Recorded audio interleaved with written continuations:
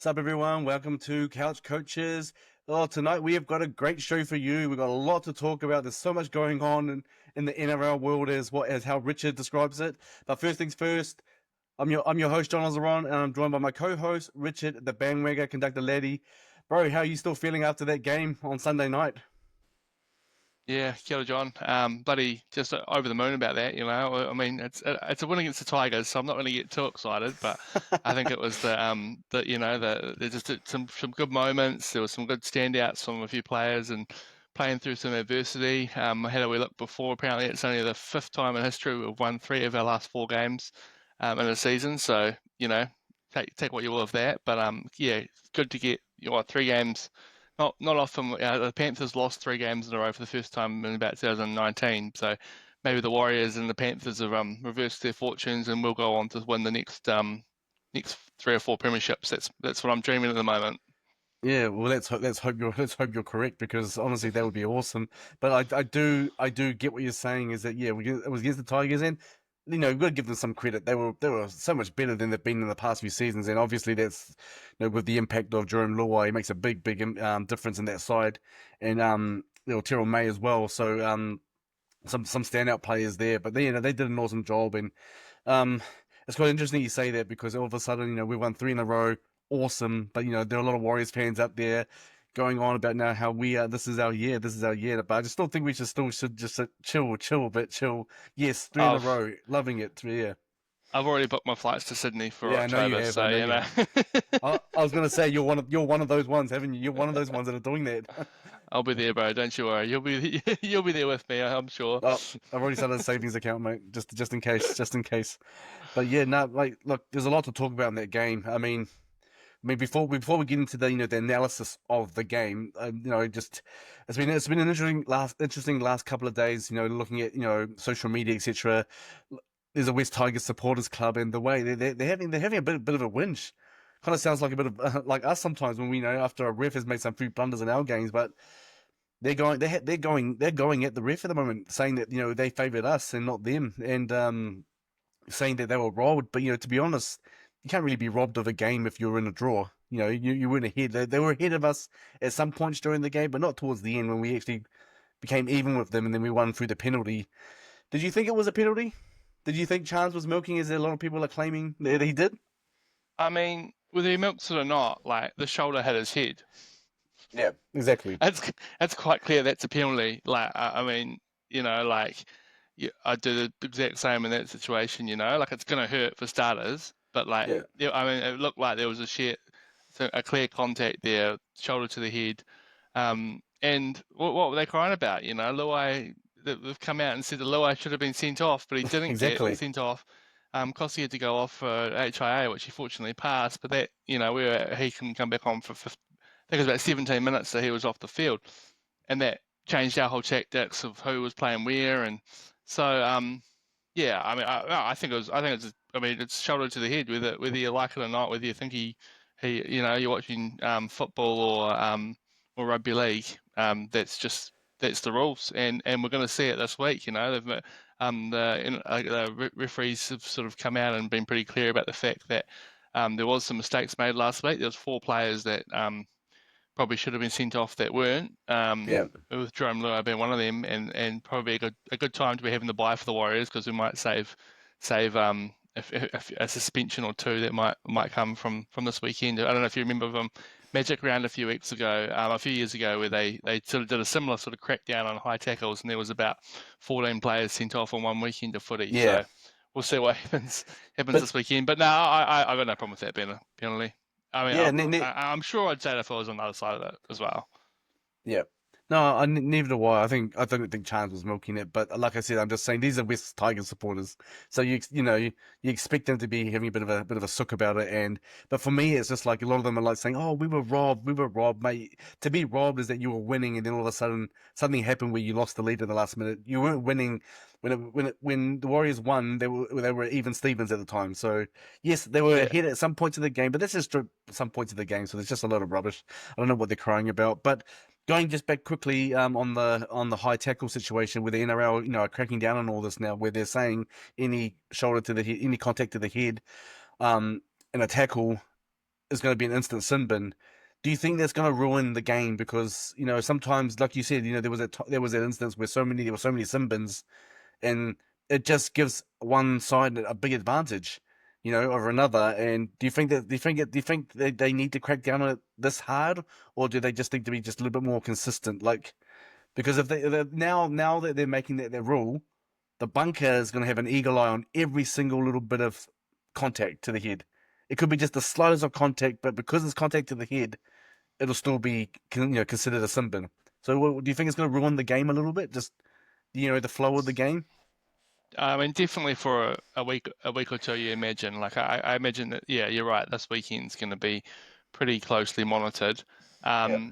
And then, but I think I imagine over time, in 3 or 4 weeks, they might just sort of not get back to where they were, just be a bit more aware of it. But yeah, I mean, when you've got sort of like the match review committee coming out and saying there's like four, players in half the games of the weekend, um, and when you got a referee in the field and you've got a bunker, like this $10 million bunker or whatever they, however much Yeah. it costs, reviewing this stuff, like, I mean, that stuff probably shouldn't be happening in the first place. So, um, I suspect, yeah, this weekend will be a bit clunky, Yeah. and maybe next weekend as well. And then I'm hoping that it'll die off.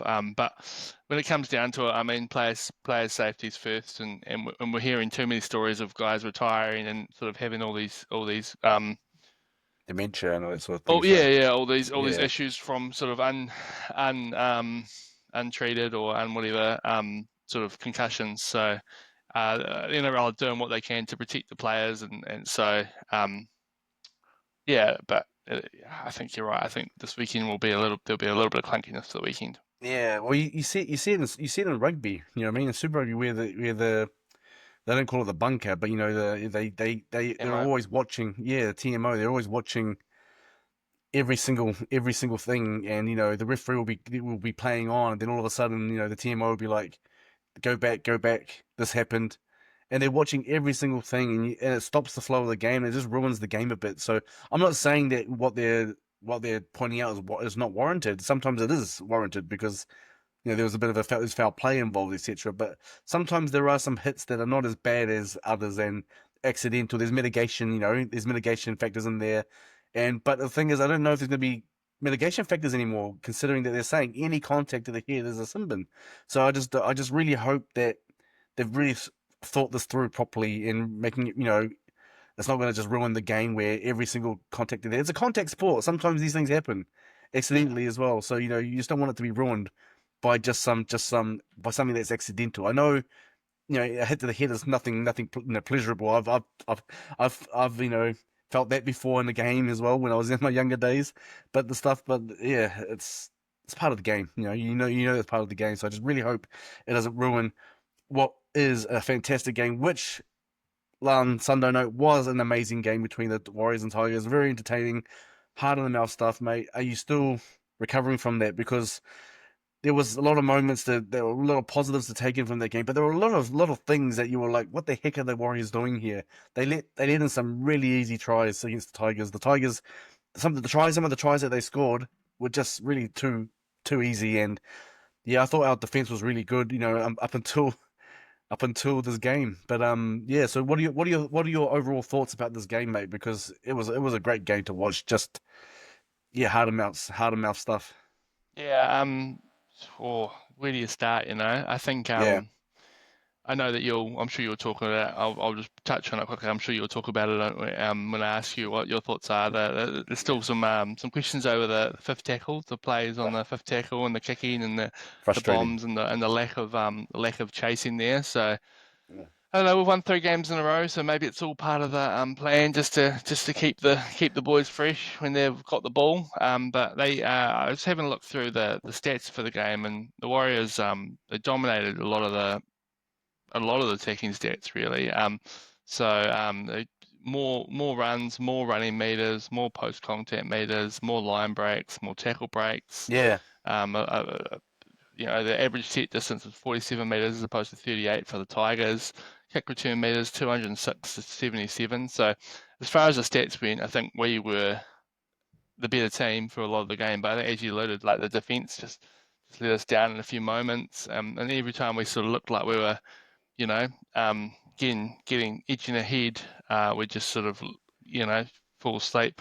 I was watching the Yep. game, and I must have been when the Tigers scored their third try maybe to go 18-all, and then I went to the toilet and I came back and Kossi was off. He'd been, he was off for an HIA, and the Tigers had scored another Yep. try, and it was within a couple Yep. of minutes after. It was just that little sort of, yeah. So, still some questions over the defense there, but I feel like it's a game that in the past we might have dropped off and lost, especially when the Tigers were pretty hot on attack. I think it was two disallowed tries they had that basically got over the line. One was an obstruction and one was a Yep. knock on, Oh, maybe. he dropped the ball over the line. Iltero Yeah, made the funny thing is yeah, it was a yeah. I remember when that happened because he was celebrating like like he it's so obvious that he dropped the ball, but trying to disguise it like he didn't, and then the Yeah. bunker's gonna see that. So I don't understand the celebration. The The bunker's gonna bunker's see al- that, but the bunker's yeah, always watching, yeah. So, yeah, yeah. I mean, at that point, I was like, oh God, if this is a bit useless, but thank God for our boy, the knight in shining armor, Liki Halasima, for one of oh the great solo tries, the great first debut tries you'll see in your life. From a second rower who's been playing in the middle as well. Just the speed to burn those boys down the outside, and then the footwork to sort of instead of just trying to bowl over during Buller, he yeah, slows down. Beautiful footwork to sort of step around him, and then I think it was Jack Bird came across as well, and he got bumped off too. So, and then he obviously celebrated a little bit earlier. A lot of talk about too that, but early. he obviously had faith in his boy Luke Metcalf, who's Yeah, turned out to be a pretty good goal kicker, 4 from 4 on the weekend conversions, and then hit that penalty from 40 metres out as well. So I've still got yeah, some questions about his sort of running the game, but if he can kick yep. 5 from 5 every week, that's a real start. But there was just a few players around the thing. I do have to give a big official shout out to E Kossi as well. We've probably been a bit harsh on him the last few times I on think on the everyone on the has. I think everyone podcast. has. Yeah, But I thought he was fantastic. It was obviously not great conditions for a winger. A lot of balls going up, a lot of rain around, and he was solid defensively.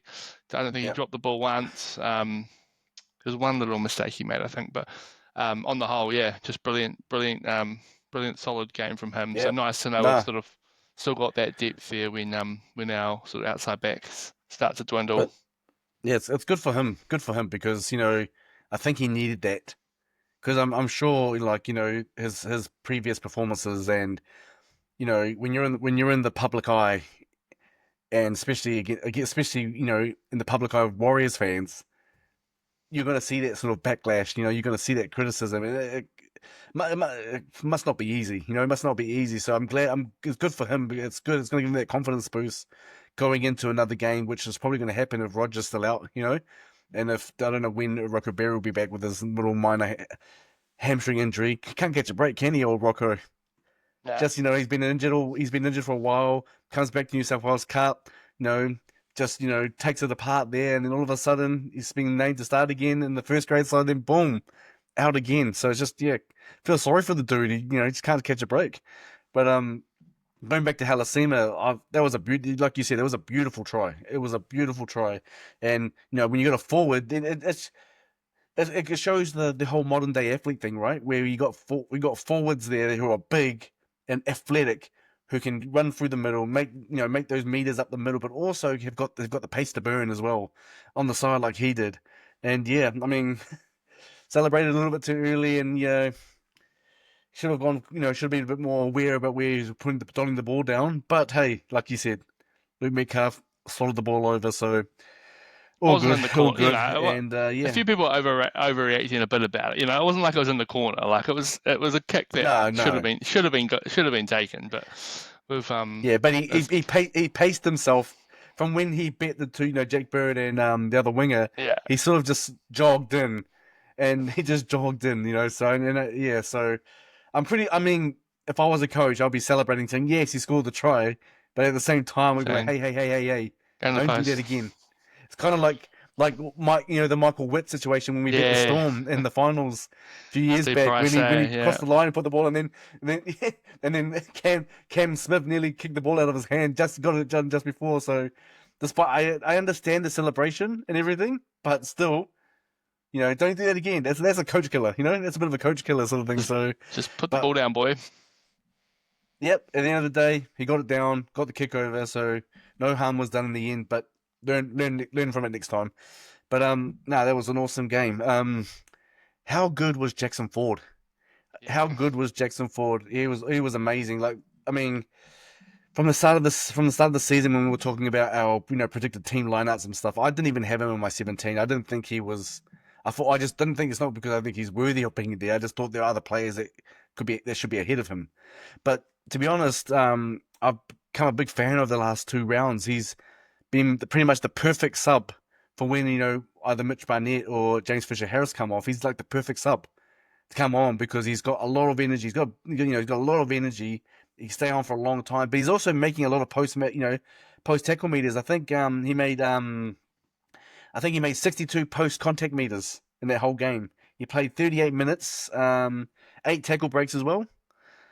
So like he's doing it. I don't think he's beefed up or anything, but he's actually playing like he's Adam Fanua Blake. He's playing like that. So he's doing really well, and he's turning out to be the perfect first interchange sub. When Mitch Barnett and Fisher Harris come off. So it's awesome to see. It's awesome to see. So yeah, I mean, I Agree. guess big shout out to Jackson Ford and a bit of apologies, thinking that he shouldn't be in the team in the starting 17. But yeah, nah, I think he's been great. Yeah, it's awesome to see. Awesome to see. Good for him. Yeah, he's proved a lot of. Yeah, I think we were both sort of like, oh, I don't know about him coming off the bench. I don't know if he's big enough to be doing that, but I Yeah, really got even. I talked about last week. I reckon over the last week he's got bigger even again. So he's looking more and more like a middle forward. And yeah, no, I had a shout to him as well. Just yeah. mammoth effort from him. And that's about 2 or 3 weeks in a row that he's been immense. So yeah, he's well and truly got that. I want that spot wrapped up. Eh? I think so. I think so. And like I said, he's the perfect first interchange, from the bench. He's the perfect person to come in out after the forwards have gone out, the first, front rowers have just done their thing. He's perfect to come on because it gives the front rowers that have come off a bit of time to just rest because you've got someone out there that can actually stay on for quite a bit, quite a bit of stay on for quite a few minutes and do the job as well. So that's awesome. That's awesome to know. It must be so pleasing for a coach knowing that you've got someone that can do that and give your star front rowers a break and catch a breath until they're ready to come back on again. So yeah, no, it's awesome. It's awesome to know. But I still don't think we've got the bench right. I don't know if Bunty made a big impact in the game. I still think we need a back. Look like with Kossi coming off. Look what happened there. And I know they can shuffle around. Like Halasima can obviously play on the wing there. I know that Kate well could do it. Nukure's played centre before as well. So I know that they can shuffle things around, but I still think it's wise going with either an outside back or a utility. And for me, it's either Tamari Martin or Sam Healy. I'd love to see Sam Healy have a go, to be honest, but it'd be hard for him to go in to replace Wade Egan, especially in the form Wade Egan's in. He's been awesome. I thought he was the best player on our team on Sunday night. So still think I thought. What are your thoughts on the bench? Because I'm happy with obviously Ford, Halasima. Who else is on the bench? Vamolga. Yeah, Vamaga. So and obviously Bunty.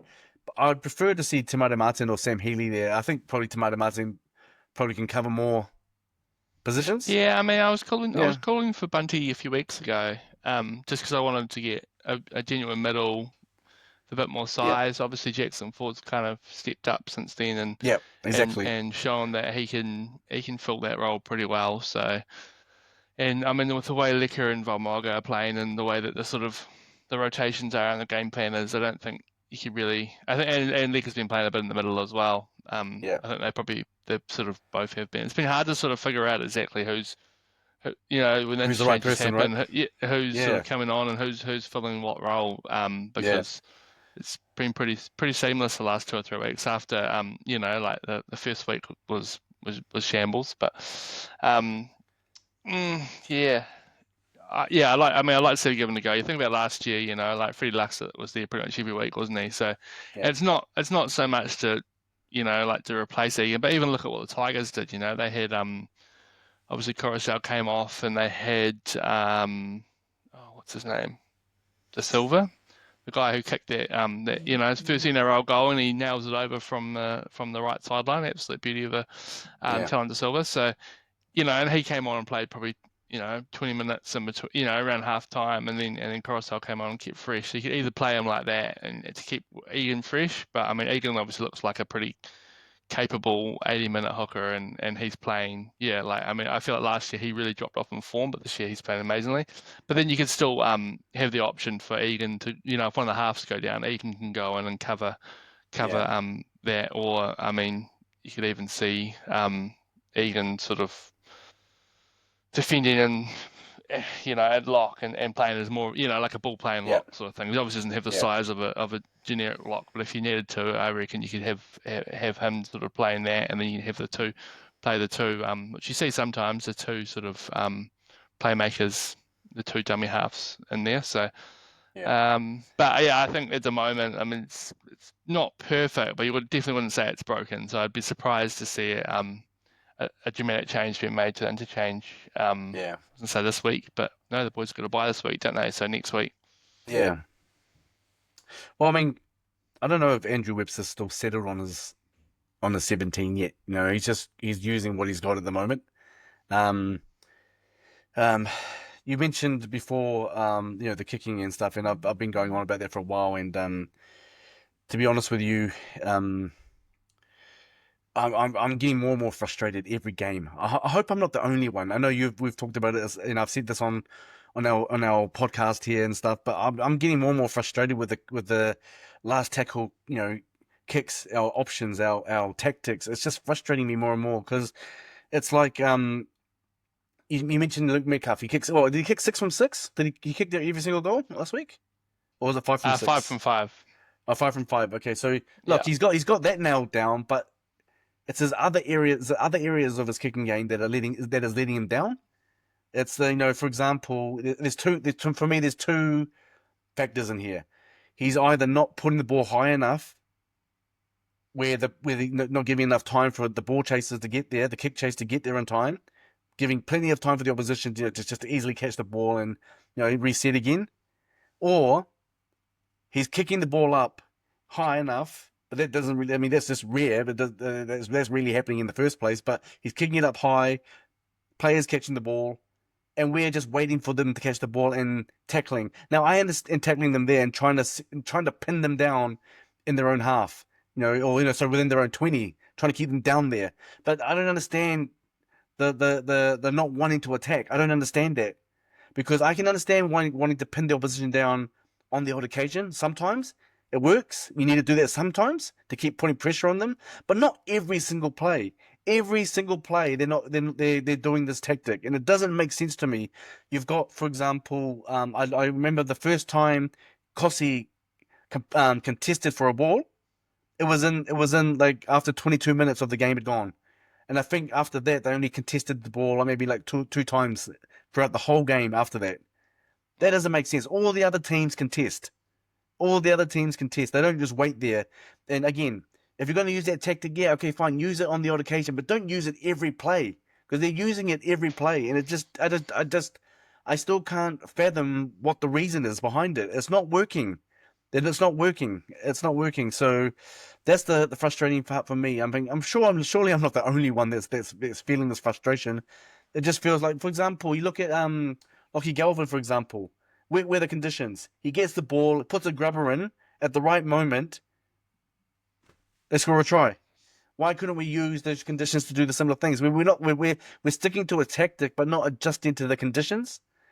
We're sticking to a tactic that it's just not working, and they're not adjusting to the conditions. They're still sticking to something that, yeah, it just blows my mind a bit. To be honest, I'm just really frustrated about the way they go about their last tackle plays. Yeah, I feel like I could be wrong saying this, but I feel like we haven't even, we haven't seen them do a 40-20, either of them do a 40-20 yet or anything. So even when we're kicking from a bit deeper down, we're not, like just try something, kick a little bit earlier, Yeah. kick on the fourth, get, Wade Egan could, he's got a bit of a boot in him. He could be Yeah. kicking your friend inside the 40 from on the third or fourth if he catches them off guard. But it's Yeah. obviously just that's the game plan. They're sort of just like, they're smashing it up, getting to a point. Yeah. And as I said before, I mean, we're winning games, so long may that last. But yeah, as soon as we stop winning games, there will be some big questions seriously asked. And I think you definitely weren't alone. Like I was looking through some of the comments at halftime on the few of the sort of and full time and a few of the sort of posts on social media, and yeah, a lot of people were just saying like it seemed like quite a common theme, just people being like, what are we Yeah. doing? Like, why is this happening? And it's happened the last 2 or 3 years. I think in 2023 it worked, and Sean Johnson was there, kicking down to Dallon's wing, and we just, yeah, I mean, it was work. We were winning games, but then last year we saw what happens when you don't quite get it right, and I feel like, yeah, we're not quite getting the tactic right yet. As you said, the kicks are either not going high enough or they're going too deep, and we're Yeah. not. There's so many of them where there was no one within about 5 meters of the sort of player catching the ball. So And yeah, just it'll allowing be them to catch it, right? And just allowing them to yeah. catch it and just get tech. And it's just like I don't understand like what the whole thinking behind it. Like, yes, like I said before, I'm repeating myself here, but I understand that you want to do that sometimes to keep them pinned down there, to put more and more pressure on them. But when you're doing it every single play, it becomes like it's just too obvious. Like the teams know that's what you're doing. And it's not like it's working, is it? It's not like it's actually making a big impact. They do manage to keep the teams down there sometimes, but it's just not doing anything. And if you're saying that this is a common thing, then surely if we can see it, how are the coaches not seeing it? I don't understand.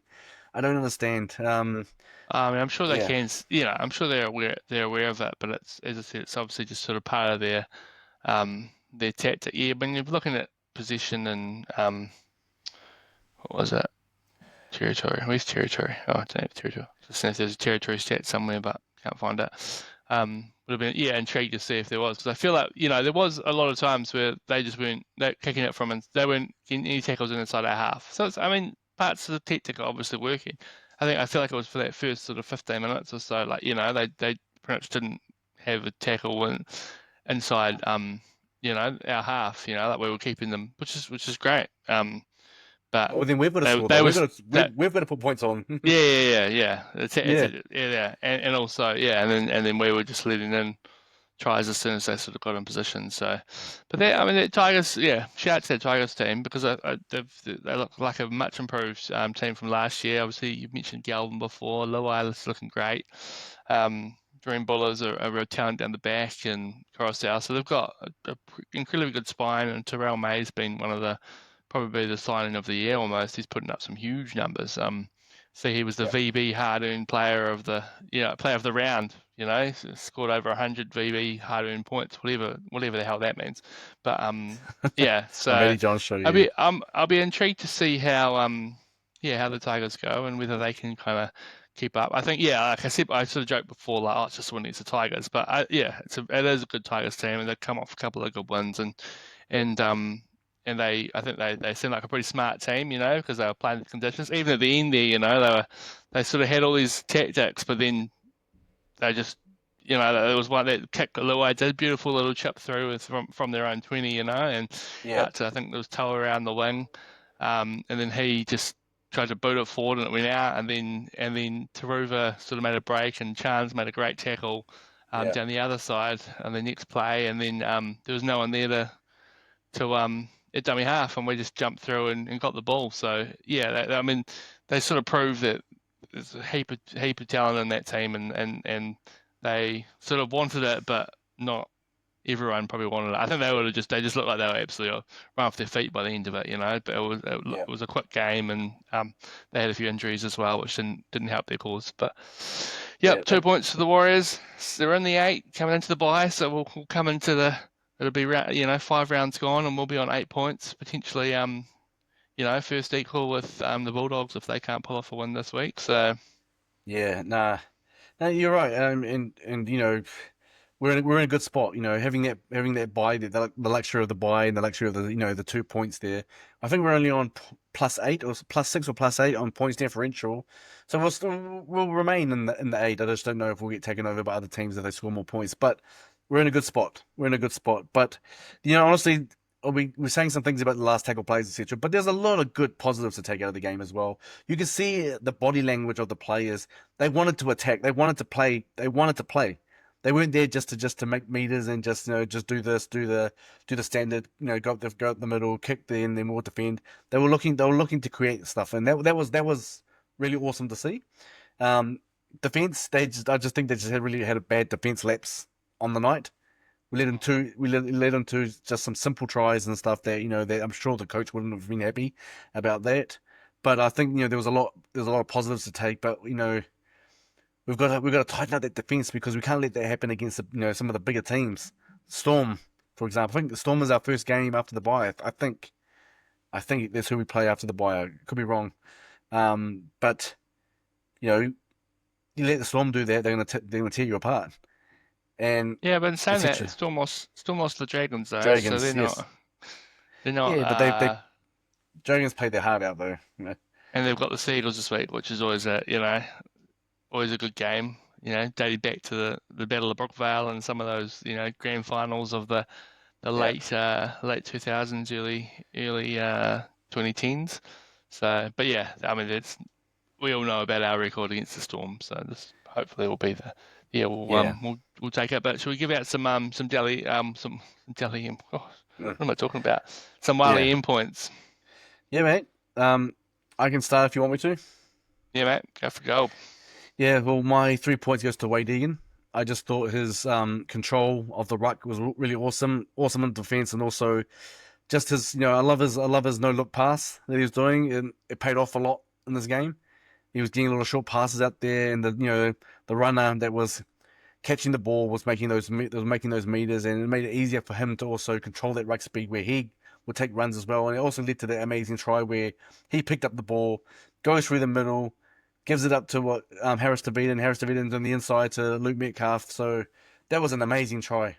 And that's the thing about Wade Egan. He has the ability to do that, to break those tackles. And, just if there's someone running inside him on the outside of them, they've got a good chance of scoring. It happens a lot when he does those plays. So shout out to Wade Egan. I thought he's in quite good form at the moment. He's in quite good form. I saw from the bloke in the bar they had him as their number 9 of the week for the round. They're the number 9 for the round. So yeah, Well deserved. Wade Egan, yeah, well deserved. 3 points for Wade Egan. I'm giving 2 points to Jackson Ford. I explained earlier. I just thought that he just had a massive, massive game and proven myself wrong, which I'm more than happy to put my hand up and say, yep, prove me wrong, because if you prove me wrong, it's only going to be beneficial for the Warriors team. So, again, 8 tackle breaks, 62 post contact meters. I think he ran close to 150 meters as well throughout the whole game, and he only played like just under 40 minutes. So that's a pretty good effort from me. Sorry, from Jackson, not from me, for me, and yeah, not from me. Doing the real mahi, yeah, John. Yeah, yeah, I am. Yeah, it's late. It's late tonight. Also the for 1 point that was a bit of a hard one. I was thinking I'm gonna give it to Halasima just because of his try. I thought a 19-year-old kid his nerve there on the right hand side there, and the way he did it and bumped those two players off. Awesome try, won the game for us. Essentially with that try, especially late in the game, and yeah, I think he's just a superstar in the making.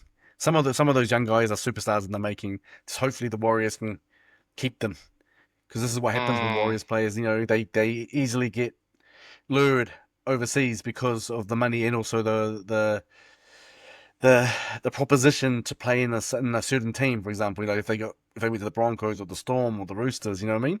So it's happened before. It's happened many times before. Just hopefully this time round we can keep these youngsters because they've come through the system and they're doing an amazing job. They've got big futures ahead of them. We can't let them go. So yeah, Halasima for 1 point for me. Nice. Yeah, you just look at Ali Katoa to sort of see Yeah, what you're talking exactly. about there with Yeah, what can happen when a Warriors player who's sort of on the fringe goes to one of these bigger clubs and absolutely perform. So hopefully we can hold on to the likes of him and Valmarga and Labum and Leatoa and yeah, all these young fellas coming through. Yeah, sweet. My three goes to Egan too. Yeah, I thought Yeah. he was brilliant. He assisted for Nikorima's try, not Nikorima, Nikora's try, and yeah, obviously, I mean, I pretty much given him a second assist for that try that Metcalf scored. That was a really you don't see the Warriors, haven't seen the Warriors do many tries like that. You know, those sort of quick plays around the ruck, and sort of to have the you know to have both the we've talked a lot about sort of um, CNK, no, sorry, CHC and Metcalf being good running half. So it was awesome to see them there, sort of doing their role and finding the space there as well. I actually gave my 2 points to Aaron Clark. I thought Oh yeah, he was that's great, true. especially on a week where we lost Dylan Walker. We haven't really even touched on that, John, because it sort of Yeah. happened in between records. I'm sure we can give him a little eulogy coming up his time with the Wars. But yeah, I thought Aaron Clark, he's just been an absolute find for us this year. With Walker gone, Jazz gone, obviously Toho Harris sort of retired in off season. Um, he just has made that 13 jersey his own. Put up in some huge Yep. number. Like only played 46 minutes, but 154 meters, 31 tackles, and he looks to begin a bit more hungry with some ball playing as well, which is good to see. So I'm very excited to see what he can do in the season to come. And I'm giving one to one of the vets of the team, old Adam Pompey. Scored a fantastic try where he bumped off about four guys. So that That was a brilliant try. That was a yeah, brilliant try. Yeah. fantastic try. And he's obviously been watching Ali on the other side having a field day the last few weeks and wanting to, maybe it's getting him a bit greedy. So it'll be interesting to see when, like obviously he was going to play on the wing and Barry was going to come and play in centre, but Barry got injured. So it'll be interesting. I mean, it would be hard to drop him after, if Barry's fit next Mm. round. Be hard to drop him off because I thought he was brilliant in that game. What else did he? Yeah, and ran for 113 meters as well. So, but honestly, I had about like you, I had Jackson Ford, I had Licker, I had Ed Cossey, Valmarga, I had CNK, I had five other players which I wanted to give points as well. So Yeah. it was one of those weeks where I almost was tempted just to, slam out about 9 names and just give them a point each or 6 names and give them a point each because I felt like there was heaps of players that deserved it. So it's nice to see. Just for those following at home, yeah, Wade Egan's taken a big lead. He's up to 11 points now. So he's the clear favourite for the Wale M and maybe even the Simon Mettering medal for 2025 after 4 rounds, I reckon. We should probably we should probably put these online on social media for people to see, and then give them a chance to have their say in the points as well, just like a fans William sort of thing. We should probably Get do that, but a special guest every week. yeah, exactly. So, nah, but you're right. There were so many players that put their hand up, and it was awesome to see. Like I said, I'm not gonna stand here and shout from the rooftop and say, "Oh, it's our year. This is the perfect team," because there's so much to work on. And Andrew Webster said that in his post-match press conference. He said that the Yeah, boys. He literally said the boys are staying grounded because they know that that wasn't the greatest performance. So he knows, like, if you're gonna be real, if you're gonna be realistic about this, true Warriors fan, be realistic about it. Yes, we got the win. So happy that they actually, even though they played bad, sorry, that's not the word. Sorry, even though they didn't play the greatest, they can still stuff out a win. So that's yeah. awesome to see. But the thing is there's so much to improve on. There's so much things to improve on, but there's also a lot of positives to take away.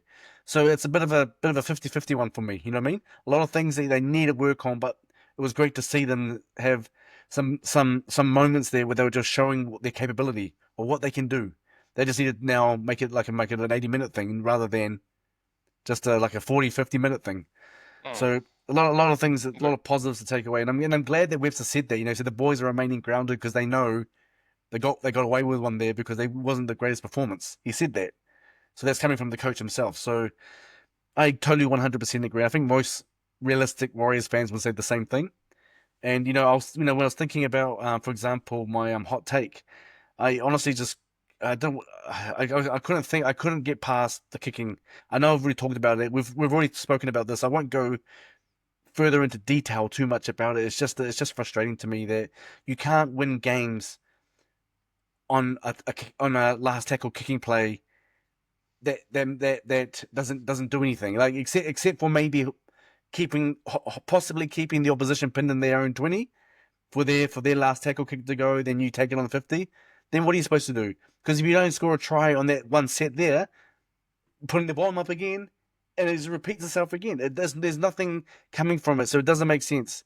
Do it on the odd occasion, yes, but don't do it every play. And that's my hot take: is it's just don't do that tactic every play because it's not working. And I still don't understand. If you're saying to me before, Richard, that a lot of people are catching on to this and they're saying, yeah, getting frustrated. Surely the coaches need to say, okay, this is not working.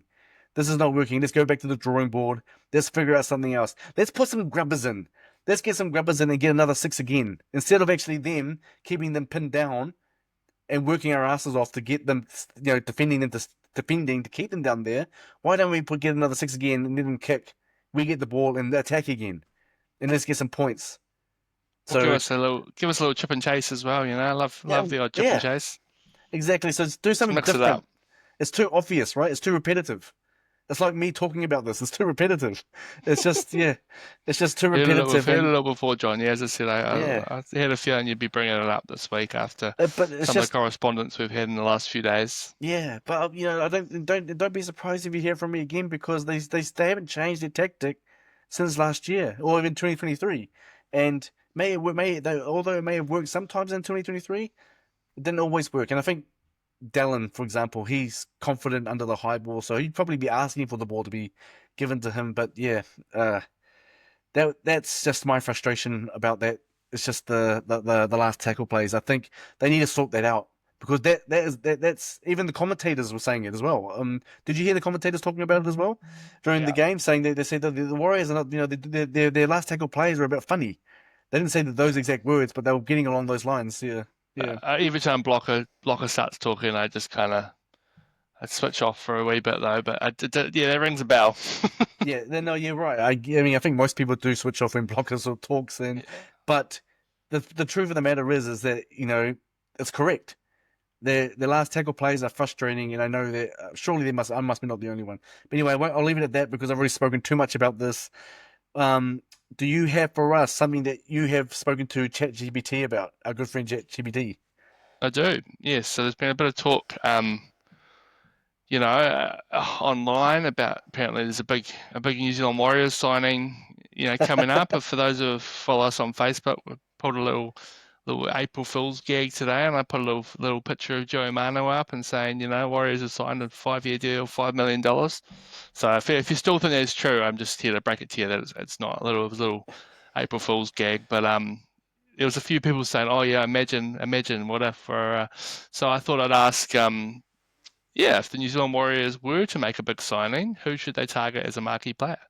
Oh, interesting. And so ChatGPT said, here is some ideal candidates. They've got 6 players here. Number 1 is Nathan Cleary. The Warriors have a strong 4-pack, but could use an elite game manager in the halves. Cleary's Yep. leadership, kicking game, and composure would make him an instant title contender. He's obviously got the connection with the Warriors, with his obviously dad being the coach here back in the day, and he was a fan growing up, so that'd Brothers be here nice, now. wouldn't it? Yeah. Yeah, and his brother's here, of course. Number 2, Cameron Munster, 5'8" for the Melbourne Storm. For anyone who's not sure of Yeah. that, Don't know a if he'd fit dynamic in. a dynamic Oh, playmaker sorry. with Keep big going. game experience. Munster would bring X factor and attacking creativity to the Warriors' spine. Number 3, Payne Haas, prop, Brisbane Broncos. Already one of the best forwards in the NRL, Haas would elevate the Warriors' forward dominance and provide unmatched power in the middle. I would love to see that. Obviously, we've had Fanua Blake, but I feel like Haas is just a step up, maybe a bit more level-headed as well. Number 4, Latrell Mitchell. If the Warriors wanted a game-breaking fullback or strike centre, Mitchell's attacking brilliance and physicality would transform their backline. Yeah, I mean, if he was fit and in shape, I wouldn't say no. I think he is. I Number, think he's playing this week.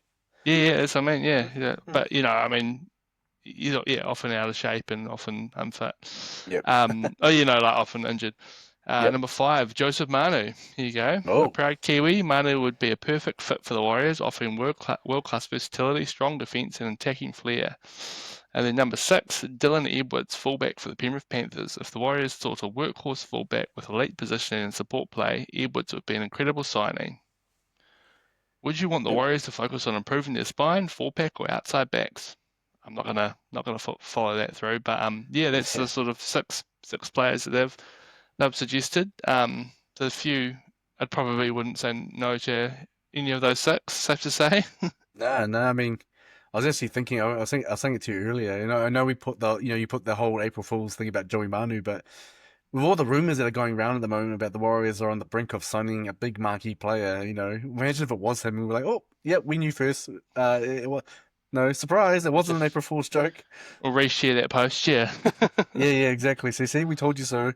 But yeah, well, because there's no game next week because we're on a bye, we've got a bit of time to talk about this sort of stuff. So there We has did we been a did lot. we did have Hmm? time, but we spent 45 minutes talking about the Tigers game. So Yeah, well, that's right, that's right. But I think it's important that we talk about quickly yeah, about we do. the rumors going around, the rumors going around. I don't know how strong these rumors are. It's just from word of mouth, isn't it? It's just well, that's actually what a rumor is. But there's no one actually coming out saying, this is going to happen soon. This is going to happen soon. I think one journalist in Sydney mentioned something, but the word is that Kalen Ponga is on the brink of signing. I don't know how true that is. I don't know how true that is. I know there's been rumors about him going to rugby that he wants to go play be an All Black one day as well. So, and then there's also apparently some strong rumors about Charles Klokstad going to Super League after he's done with his contract deal. Apparently, the rumor is that he's rejected an extension and he's going to go to Super League, and that Tomato Martin will leave immediately to go play Super League as well. Not 100% sure who they would go to. And again, take it with a grain of salt, people, if you're listening to this, because it's not, they're not credible sources at the moment. They're just word of mouth stuff. So, but I wanted to ask you, what are your thoughts on those rumors? Have you heard a lot about those rumors? And you know, what would be even though the rumors, what would it be? Like losing Chance and losing Tomato Martin. Well, how would that affect the team if it were to happen? Yeah, I mean, if Chance was to go tomorrow, it would cause some drama. It's safe to Yeah, say.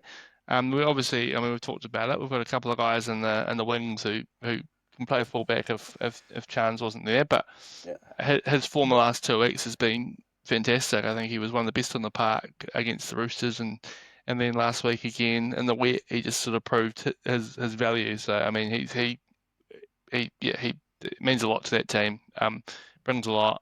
I did say, yeah, they reckon he might be going to Kettle and well, the suggestion is he could be. There's some interest from Kettle and Dragons because Sam Tompkins is going. The great man, great warrior Sam Tompkins is retiring at the end of the year. I couldn't believe that he was still playing. It felt like about 20 years ago when he it's a played for the long time Warriors. ago. But Eh? Yeah, yeah, yeah, so he's obviously been a stalwart for the Kettle and Dragons the last few years, and he's leaving, and they don't have too much depth for next season. So the yeah, suggestions he could go there, but he'd be a big loss. I mean, even though as much as we love Tuapiki and Roger, like even if Tuapiki was playing at the back, I've always said I want Chance playing, either six or in the centre. So he's got incredible versatility and yeah. has yeah played his heart out for this team over the last 3 or 4 years. Um, Tamari Martin one's like you can't blame him. Yeah, I exactly, mean, exactly. he is probably good enough to be playing in the halves. I mean, I feel like there'd be a few NRL teams that wouldn't mind getting him on there either as I a think so. utility or like Yeah, he's playing in New South Wales Cup and putting up some huge numbers, a couple of try assists a game, and um. Yeah, he's carving up one of the players in the comp from what I'm hearing about the New South Wales Cup. Um, but yeah, you could hardly blame him if the way it's going, like he's probably even if there is an injury to Metcalf or has to be there. Harris Tavita, too many blooming double barrel surnames. It confuses me. Yep. Yeah, you feel like your Boyd might still be the next off, Oh, yeah, off the I ranks think as you're well. right. You know, so Yeah. he's too good to be playing New South Wales Cup. So if he was to go, yeah, to go to Super League and get a good contract and play out the last few years of his career, yeah, couldn't blame him. But I'd be gutted. Like he was my pick to play halfback for the year at the start of the season. Yeah. But yeah, I mean, Yeah. we'll I'm with see you what on that comes from one. it. With you on that one. I think that he's too valuable of a player and still got the goods, so like you don't blame him if he wants to go somewhere where he can be used more. And I think that because he's showing that he's better at halfback. If he's to play in the halves, he's better in the number 7 jersey. If Luke Metcalf was to get injured, I think no, I think the Warriors have their eyes set on Tanner Boyd being the person to replace Metcalf in that position. And speaking of Tanner Boyd, apparently he carved up in New South Wales Cup. With in his kicking. His kicking game was elite. I've been hearing talks of it. I didn't watch the game, I didn't see any highlights or anything, but just hearing from people that the Tanner Boy, carved up, and his kicking game was awesome, and makes you think because that's an area in the first grade side that we're lacking is a Are we? real I good thought you kicking. I were. think so. I Hmm? thought you were all behind our kicking tactics and Nah, the shut up. ability of our kickers. And Nah. So that's the thing, But I agree with you. Tomato Martin. Tomato Martin should be. He would be a huge loss, but you can understand why if he was to go. But again, don't even know if this is actually happening. It's just word of mouth, and there's a lot if of you it had, going around. There's if also been the rumor of I was just gonna say, if you had a choice of Ponga or Joe Manu, who would you take if Chance was to leave? Ponga, Ponga. Over Joe Manu. Um, it's a hard one because I think Joey Manu could probably play more positions, centre, fullback, and 5'8" if he needed to. Kind of like Chance as well, so kind of like a Chance like for like sort of playmaking abilities. But I think I've still left. I think I still have to have Ponga there.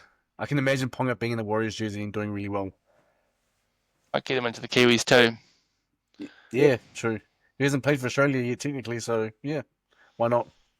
Just means he can't. That means he gives up his Queensland jersey, which he might have to do anyway with Reece Walsh being there. Um, before we wrap up and do tips, mate, just want to ask you one more thing, something quickly. Grubs. There are many grubs of the game, but for me, the three elite grubs of the NRL. Jerome Law is one of them. Reed Mahoney is the other one from the Bulldogs. He also got what did he have? He put a shoulder in on the ground. So did you see that play where the player was on the ground? He came in and dived at him with a shoulder. He's a flippin' little grub, eh? Like, I mean, I've been hearing about a lot of people talking about he does it on purpose because he has that sort of small man syndrome thing where he needs to do this Yeah. to get respect. I don't know what it is, but I heard a lot of like Willie Mason was talking about it as well and stuff like that. So apparently he's the nicest guy off the field, but on the field he does these things just to prove a point, apparently. But yeah, no. So Reed Mahoney, Jerome Law, and I think that for me the other grub, Cameron Munster. I would say Harry Grant would be in there as well, up there as well. But those three, who would be in your eyes the 1 to 3 though in terms of grub 1 to grub 2 to grub 3? Who are the best? Who are the top 3 grubs? Or Oh, if you when you think there's someone else, yeah, yeah, I mean, when you first said that, Luai and Reed Mahoney were the two that came to mm, mind for me, yeah, definitely. Um, I'm just trying. Yeah, there's not as many sort of grubs in the game as there, used once to be, was. yeah, You think about, you think about, 5, 10 years ago, and you got the likes of sort of Gallen and McInnes and just some dirty boys. What's up with the flipping Bulldogs hookers, eh? Far out. Yeah, pretty much. Yeah, I mean, Munster's a pretty good shout, to be honest. But if I was going to put those ones in order, I think Marnie would be one, yeah. Luai, and then yeah, I'll give it to Munster, even though there's probably someone else there who Yeah, has eluded me at the moment. yeah, that's fair enough. That was just top of my head. Whenever I see the Storm play, Harry Grant and Munster piss me off. They just the way they do things and the way they purposely do things. And get away with it as well. Well, That's the most frustrating part. they've learnt from the best and the biggest grub of all time, Cameron Smith. Fair call, fair call. Yeah, so I just wanted Dirty, to ask you that. Yeah. dirty cheater. No, wow, big words, big words. All right, mate. Do you want to take us through the tips and we'll wrap it up there? Because as everyone knows, there's a bye next week, so no game to talk about until next week. So you want to take us through tips, mate, and we'll wrap it up. Sounds good, brother. Yeah. Yeah, so just a wee update on the tips. I've got the scores down here. Did I write them down? No, I didn't. I think, sorry, 11, 21. I'm on 21 and you're on 20. So it's close. Close. Close after Nice. 4 rounds. Nice. So Thursday night we've got Raiders Sharks in Canberra. Raiders coming off a couple of losses. The Sharks losing to the Doggies on the weekend. Do you think the Sharks will bounce back, or can the Raiders hold it at the Fortress? Nah, I'll give it to the Sharks. This one, I think the Raiders have been a bit just a bit bamboozled at the moment. So Yeah, back at home though. I like the Durs at home, so yeah, I'll go with my beloved Durs, yep, and hope that Nico Hines disappears again. Panthers versus Cowboys early game on Friday, and in Sydney. Cowboys got a win on the board on the weekend, but Panthers are staring at the barrel of 4 losses in a row. Can the Cowboys do it for them, or? yeah. Nah, I still think Panthers. I watched the Panthers game and I actually thought they were going to come back and win. I thought when Leota scored that try and it was disallowed, which I thought was a try. Like there's a bit of a talk about whether he put the ball down or not. I thought he put the ball down without a problem. So flipping Bunker needs to go Specsavers, but I thought that killed the momentum because they were actually scoring. They were scoring quite frequently there. And Yeah, if he had scored that try and got the points, it would have done. But anyway, I still think that if the Panthers can start better, then they'll win it. yeah. I'll go Panthers 2. The old rivalry, Rabbitohs versus Roosters, late game on Friday. That'll be a good one. The Rabbitohs, yeah, coming off a loss. Beating the Panthers. The Roosters have had a couple of losses on the trot now. Had a pretty disappointing loss to the Titans on the weekend. Yep. I like the Rabbitohs here Yeah, me at too. home. I mean, the game's in Sydney, but they'll have the Rabbitohs home crowd. Hopefully, Reggie keeps his hands to himself this time and doesn't push any young boys. Did you see that? Yeah, The nah, Reggie the Rabbit, Rabbitohs. Reggie the Yeah, Rabbit, yeah. With the young fan there. Yeah. Nah, and a I'm Sharks going fan. with Rabbitohs as well. Yeah. Okay. Eels Dragons. Can the Eels get their first win on the board? On 4, about minus 100 for the season. Very unlikely. You got Dylan Walker coming off the bench. He's been named to start at 14. So just pretty much carrying on what he was doing at the Warriors, but I don't think that it'll make a big change in terms of the result. So yeah, no, I don't think so. Dragons, especially when they just beat the Storm. Yeah, but I reckon they'll beat the Storm, then have an off week, and the Eels they have to win at Well, some point. So I'll well, bet the Eels for the oh, upset. I'm glad you're saying that because I need to get some I need to get some points. So Upset of yeah, the round. Titans Dolphins up next. Titans look like they've sort of found a bit of stride in the last few weeks, while the yep. Dolphins are having a pretty hard time. So who you Yep. got? Titans. Yeah, I can't beat the Dolphins. Broncos Tigers. Tigers to bounce back at Suncorp. Broncos they had a win last week. Not that convincing against the Dolphins. I think it was 24-12 in the end, but did enough. So I think Yeah, they'll. Broncos. Yeah, Do Broncos. they ever play? Do they ever play away from Suncorp? Suncorp, sorry. Every time you see and hear them Yeah, no, play, they it's always don't. at I was gonna say, Suncorp. do they play away from home? Like technically, they play away from home, but it's Yeah. at Suncorp every time. Like I think this year again um, for Magic Round they're playing an away game, and then their game against the Dolphins was an away game, but Yeah, play at I Suncorp. don't get that. So Every year, it's like they just like every game is like at home. I know it's not technically that, but it just seems that way, doesn't it? They never leave Brisbane. I'll But go yeah, the Tigers. I liked what I saw from them. I think they'll be hurting from the loss, so I think they might pull off a yeah, really but upset here. they're without Jerome, Oh yeah, without it's Moe. true. Someone will step up. Hmm. Been One of the suspended. Fainu boys. Sea Eagle Right. Storm should be a rip snorter on Sunday afternoon Yeah, I'll give it to in Storm. at Four Pines Park. Yeah, Storm. Yeah, no Tommy T. Yeah, Storm. Yep. Yeah, Tommy T out for 4 weeks. It's a big loss. I was going to say, yeah, the Charles back for the Rabbitohs as mentioned, but he's the centre and Jai Gray staying at fullback. So interesting Yeah. to see that, but not surprising. I think Jai Gray is leading the Dally M's at the moment. And final game of the round, Bulldogs versus the Newcastle Knights on Sunday afternoon. Um, Bulldogs home game, and they're looking for their 5 in a row, 5 wins in a row. So Yeah, the night, I'm just gonna pick Newcastle Knights because I just don't like the dogs, so I'm just gonna pick Newcastle. I don't know if I they don't will like win, but dog. I'm just I gonna don't go. like dogs either, but I'll back them because I think that They're looking Knights good, aren't they? They're disappointed looking me. pretty good. Knights disappointed me the last few rounds, or especially that game against the Titans 2 weekends ago. So Yeah, didn't like what I saw. fair Sweet. enough. That's probably it. Well, that is it for the tipping. Anything else we need to No, that's touch it. on before That's we tonight. call them? Yeah, no, that's it. We went a bit over time in this one tonight, but it's all good. It's all good. There's no game this weekend for us, so we'll still put out a show, but obviously we won't be analysing any games. But thanks a lot, everyone, for listening in. As always, we ask that you just like and subscribe to our channel. We thank you for all the support. We've been getting a lot of great, amazing feedback late and stuff. It's been great. It's been awesome. So, yep. Until the Warriors next game. Good night. Adios. Choo choo.